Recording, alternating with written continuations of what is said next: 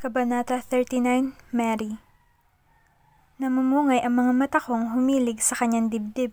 Ang mainit na tubig ay nanunuot sa aking balat, pinapawi ang sakit sa buong katawan. Inaantok ako pero ayaw ko pang ipikit ang mga mata ko kaya pinaglalaruan ko muna ang mga bulang nakapatong sa mainit na tubig ng jacuzzi. I move your shoots in the afternoon. I can move it next week if you want. Jackson whispered. Afternoon is fine. Gusto kong matapos na yon para konti na lang ang aalalahanin ko. Sabi ko habang pinaglalaruan ang gabundok na bula sa harap.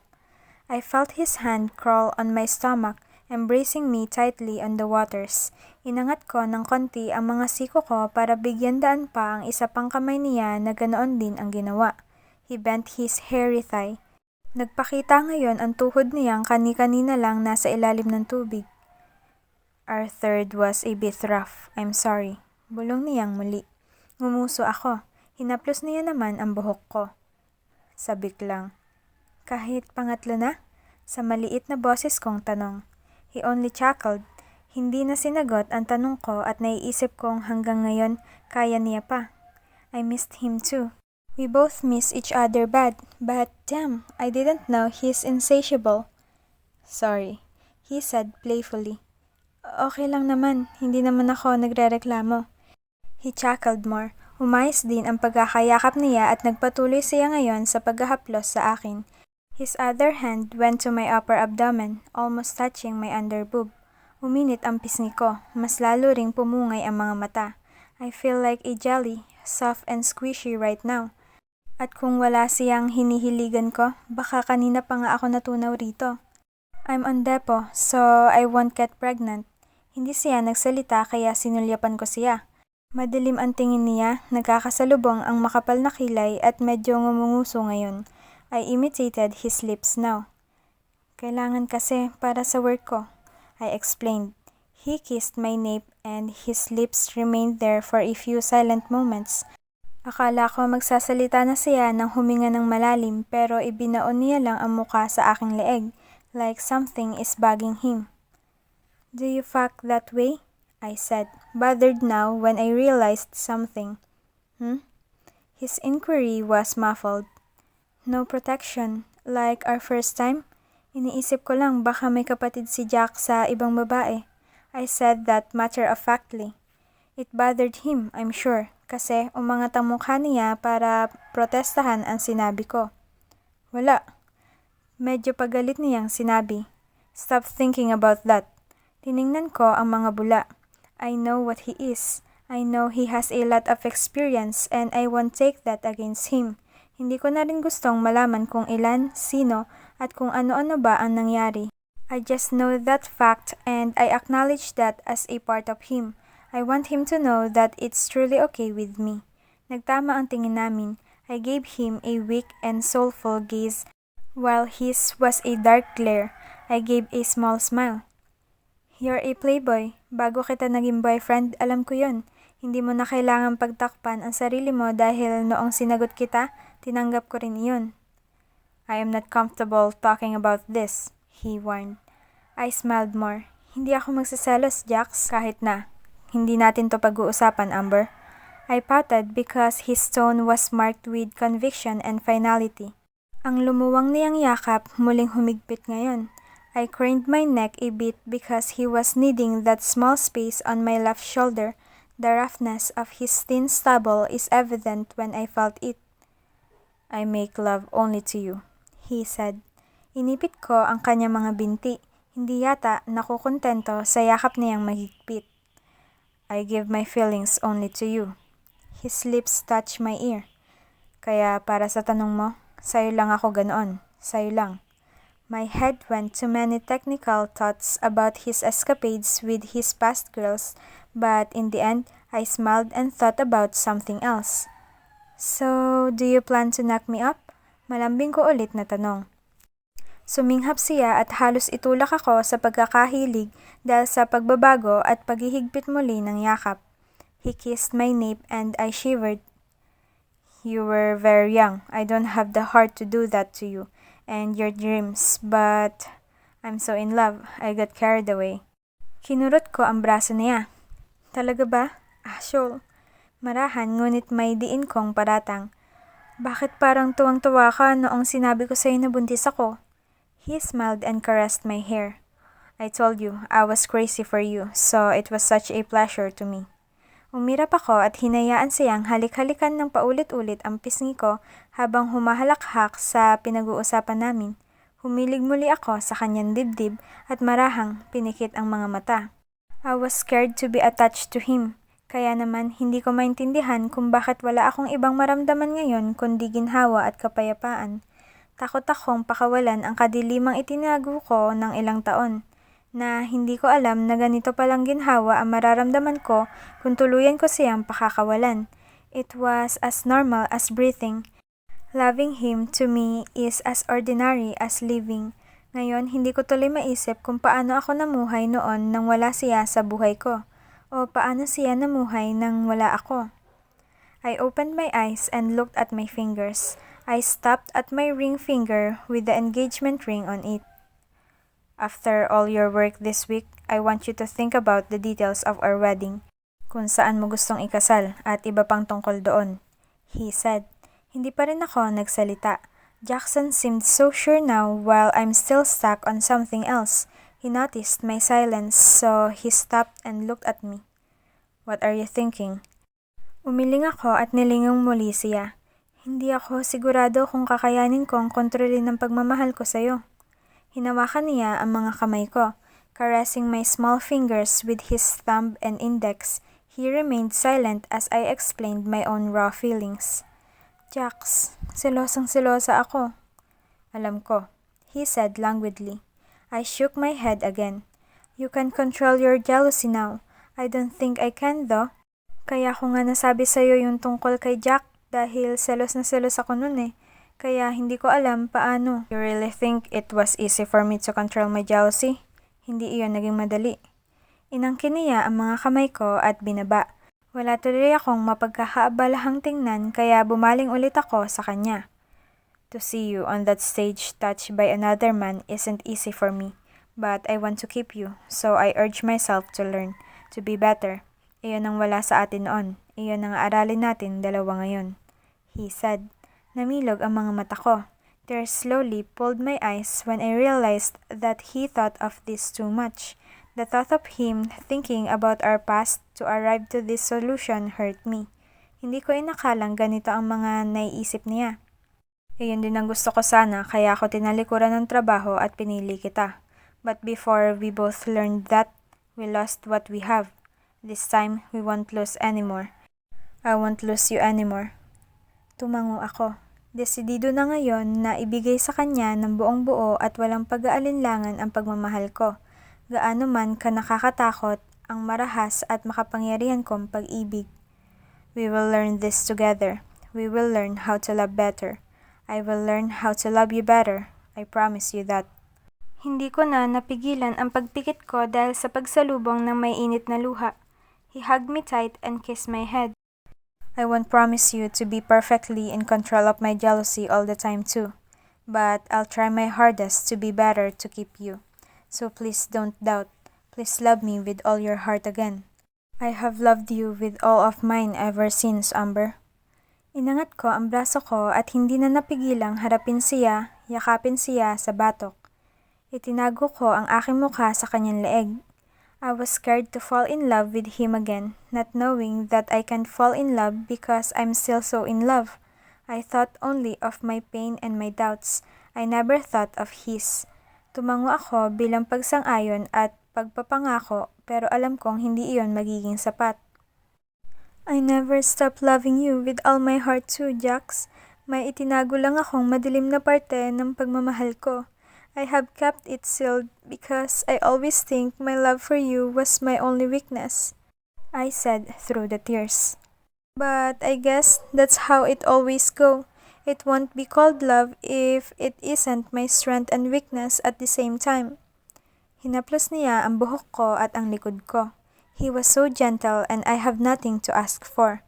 I feel like right now, for me, everything is in place. Hindi bali na ang masakit na nakaraan. Ang importante ay ang ngayon at ang kagustuhan naming dalawang magkaroon ng bukas na magkasama.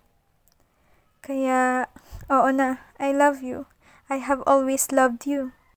It was all like a dream, na kahit noong dumilat na ako kinabukasan, nakahiga sa kama at natatanaw ang kisame ng kwarto. Isang galaw, nararamdaman ko ang kamay na nakahawak sa kamay ko at ang hinihigaang matigas na dibdib sa gilid ko. Morning, he said coolly and kissed my forehead. Uminit ang pisngi ko nang naalala ulit lahat ng nangyari kagabi. Unang pagkakataong mapag-isa kami sa kwarto, may nangyari na kaagad. Although the things after what happened between us were heartwarming, so I won't complain anymore. What time is it? 8:30. Hinintay kong magising ka bago magpaalam para asikasuhin si Jack. He said and moved a bit. Hinayaan ko siya at naisip ang anak ko. 8:30? He moved my schedule, right? And Jack, he is probably awake now. Kanina pa actually. Ibig sabihin, hindi talaga pumasok ang anak ko rito? Anong oras ng schedule ng shoot ko? 1. Dadalhin ko ang anak natin sa opisina. Ihahatid ka rin namin sa trabaho mo at susunduin kita pagkatapos. Jackson said as he dressed in his white t-shirt. Hindi ko mapigilan ang pagsulyap sa kanyang katawan. He saw how my eyes twinkle and a smirk was suddenly plastered on his face. Muli niya akong binalikan para sa isa pang halik. Sinubukan kong bumangon. Bukod sa iniisip kong kailangan ko na mag-ayos, iniisip ko rin ang anak ko. Jack is a smart kid. He would surely ask why we were not up early, and that would lead to a more curious question. Wala yata akong isasagot sa anak ko, pero hindi ko siya pwedeng lokohin kaya sasagutin ko na maayos iyon. Take your time. I'll prepare our breakfast. Pigil ni Jackson sa akin. Si Jack, baka may itanong. Kailangan kong let me handle him, he said confidently. Nagkatinginan kaming dalawa. Nabitin sa ere ang pagsubok kong bumangon kahit hinihila pa ako ng katawan sa kama. Jack is very smart, Jax. Pagkalabas mo rito, I know what his questions will be like. I always answer him in a mature way because that's what I think he needs. That's what he is. I know. Don't worry about it now. Let me handle our son. Aniya at isang pasadang inayos ang buhok bago ako pinatakan muli ng halik. After all, it's my responsibility to ask your hand from him. It's my responsibility to explain to him what took me so long to marry you. Pagkatapos, sabay na lang nating ipaalam sa kanya ang plano. I stayed on my bed in awe. He smirked. Tawagan mo na lang mami mo. Mamamanhikan ako. I know she saw this coming and I called her earlier this morning. She said she'll clear her schedule. Mamamanhikan? The thought of Mommy and Tito Achilles on the same table bothered me. Sa lalong madaling panahon, Amber, dahil alam ko nga alis na siya pa sa Leona para mamahala roon. Talaga? Hindi ko alam. I mean, she had plans, but I trailed up because I never really thought Mommy would do that. Nang iniwan na ako ni Jackson sa bedroom, iyon nga ang una kong ginawa. Using his phone, I texted Mommy and asked her if I could call. Siya na mismo ang tumawag sa akin at gaya ng expectations ko, I received many harsh comments from her the first thing. You just told me you don't wanna marry anybody. Kaya ano itong sinasabi ni Jackson? The nerve of you to make it all seems like you're femme fatale and now you end up this way. She said it like I am ending up with something disgusting. Iniisip ko kung paano siya i-approach ngayon. I tried being hard on her. I tried being nice. I tried every approach possible but nothing seems to be good for her. Magpapakasal ka rin lang naman pala. Hinihintay mo lang na sa tatay ng anak mo. Are you doing this for your son, Amber? Pwede ko namang salbahin ang sarili ko pero parehong approach lang iyon sa dati. What I failed to try is being true and being mushy. I wonder how she will react to that. Hay nako, now that you see that his father is doing very well and you lack of funds, payag ka na? Magtatrabaho na nga ako, di ba? I'm going home to Costa Leona to handle the main branch. Mag-uusap pa lang kami ni Snow. Napapanahon din kasi dahil buntis siya at baka manatili sila rito ni Sibal. Kaya bakit ka pa magpapakasal? Umirap ako. She really thinks men are just there for our financial needs. Hindi niya ba naisip na pwede namang magpapakasal ako dahil mahal ko si Jackson? Hindi para kay Jack o para sa pera, para lang sa akin, para sa kaligayahan ko. It makes me wonder if she rejected Tito Achilles because he was poor and she wanted my daddy because dad was a civilian. Pero naalala ko, it was Tito Achilles who rejected mom, right? That was why she was so angry to hell. Ma'am, I'm in love with Jackson, tanging nasabi ko. Hindi siya nakapagsalita pagkatapos kong sabihin iyon. Nagbuntong hininga ako at naisip na ngayon ko palang na-realize kung paano siya tamang sagutin sa tanong niyang iyon. I'm not marrying him for his money and status or for Jack to have a complete family. Alam kong alam mo ang stand ko riyan. I can raise my son alone.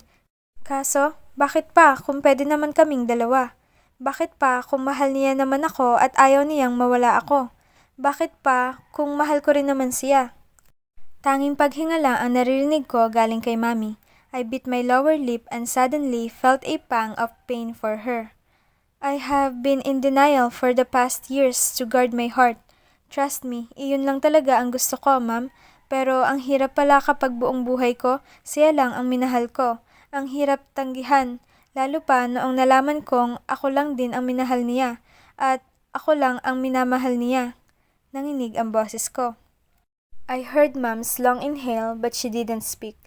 Yumuko ako at sa kauna-unahang pagkakataon simula noong bumukod kami, I wish that she's here, in front of me. The coldest and the strongest woman I know, in front of me so I could hug her and show her how happy I am to be this vulnerable for the man I'm in love with. How it's okay to trust and hope for a future that's uncertain.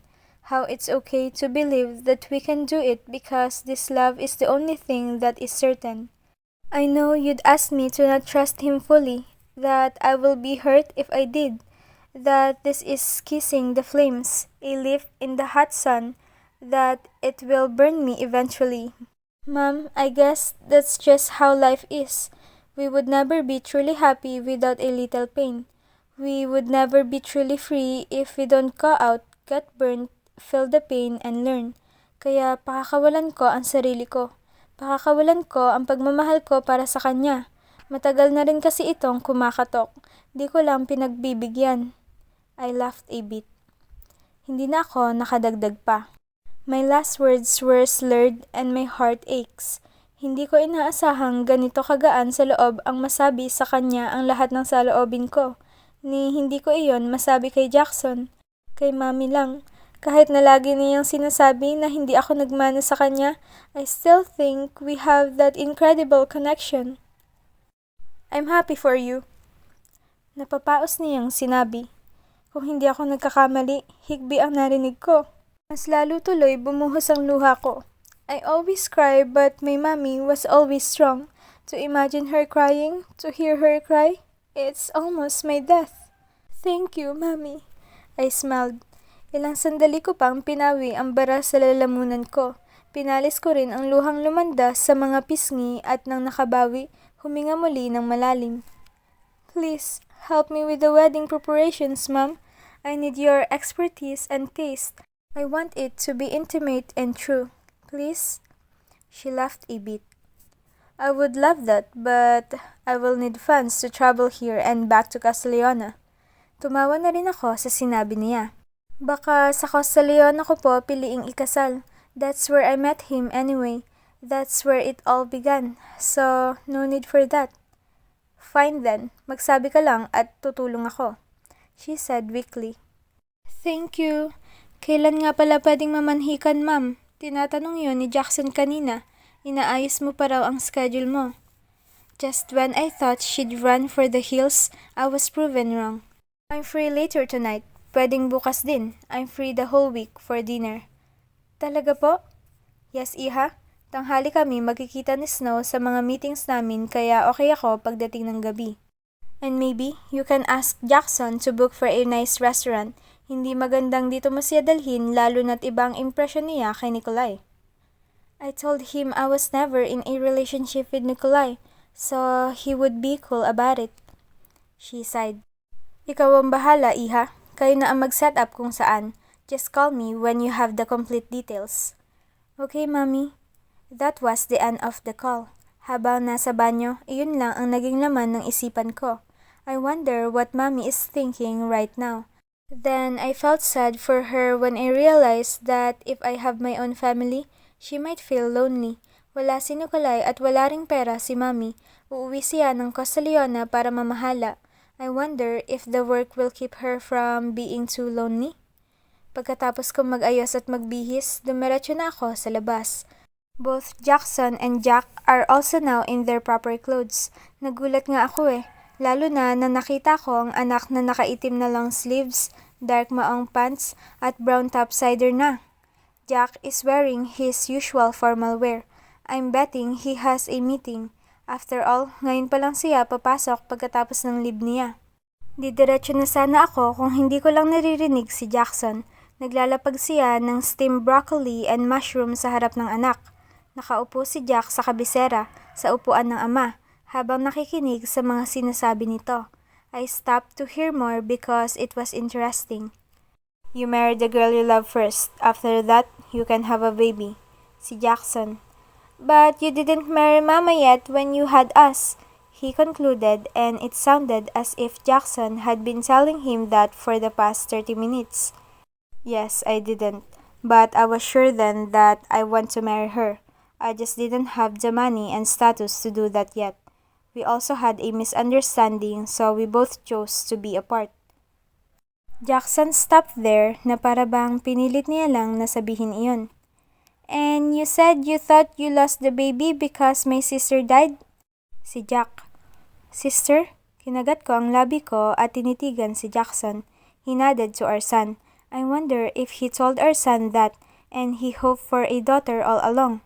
All this time, parang kinukurot ang puso ko.